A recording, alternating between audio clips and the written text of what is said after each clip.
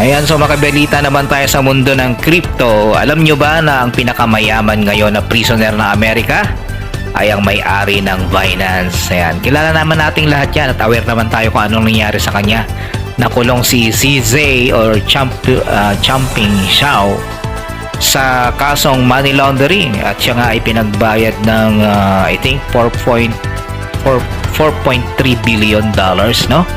At ngayon ay kasalukuyan nakakulong ang taong ito. Pero sa kabila no na siya ay nakakulong, ang kanyang net worth ay lalo pang tumaas.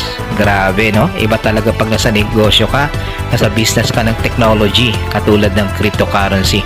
Kasi nga ang BNB ay umangat din ang kanyang value kasabay ng pag-angat ng Bitcoin at ng iba pang mga cryptocurrency. So ayan, kilala naman nating lahat yan, no?